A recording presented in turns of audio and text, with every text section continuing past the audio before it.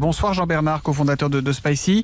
Vous allez Thomas. Nous dresser vous aussi un portrait. Alors c'est pas le même homme, mais c'est celui d'un de ces pourvoyeurs de mensonges que l'on dénonce ici à propos du Covid-19 et c'est pas n'importe qui.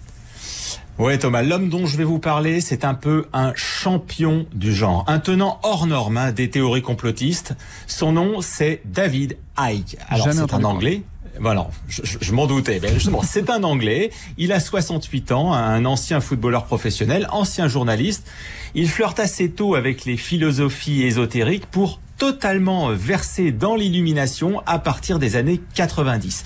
Il dénonce pêle-mêle toutes sortes de sociétés occultes qui domineraient le monde, affirme carrément être le fils de Dieu, mais son principal fait d'armes, c'est d'avoir popularisé une théorie dont il est devenu le principal représentant, les reptiliens.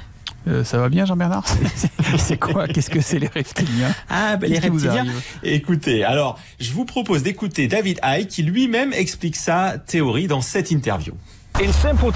Tout simplement, il y a une race prédatrice qui a pris la forme de reptiles. Ils se nourrissent de l'humanité et ont réduit les humains en esclavage. Oui. Voilà.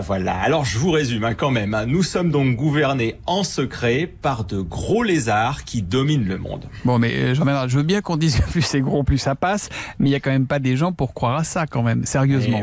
Hélas, si Thomas, 12 millions d'Américains seraient accros à cette théorie. David Icke a écrit plus de 20 livres, il a donné des centaines de conférences dans le monde entier. Et le souci, c'est que derrière cette théorie pointent évidemment des propos antisémites et raciste bien classique. Alors j'imagine, vu le pédigré de notre ami là que vous décrivez, que le coronavirus, ça doit être du pain béni pour lui. Là, il doit y aller avec ses reptiles et ses lézards, non? Comme vous dites, alors depuis le début de l'épidémie, David Icke se déchaîne, expliquant qu'il avait tout prévu, que le virus est effectivement un énorme complot. Il a donné par exemple très récemment une interview fleuve sur un site complotiste anglais sobrement intitulé « La conspiration coronavirus ». Écoutez le début. Voici mon préambule. Je suis sûr que ce que je vais dire va en choquer plus d'un, mais le Covid-19 n'existe pas. Cela n'existe pas.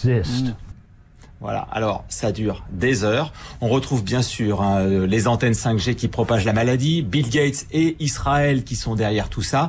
Mais le plus terrible, Thomas, c'est que cette interview a été vue en direct par 1 million de personnes sur Internet. C'est énorme. Mais Jean-Bernard, on le laisse dire ce qu'il veut comme ça, ce qu'il veut et n'importe quoi comme ça?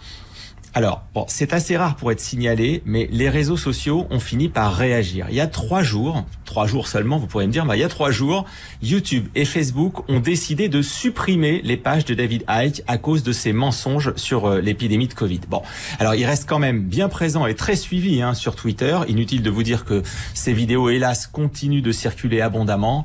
Bref, c'est un premier pas, mais c'est pas gagné. Oui, puis quand on le renforce, quand on le supprime, on le renforce, j'imagine, d'une certaine manière auprès de ses supporters. Auprès de ses fans, c'est sûr. C'est ça. Vous arrivez à nous surprendre et à nous désespérer tous les soirs, Jean-Bernard Schmitt. Je vous félicite.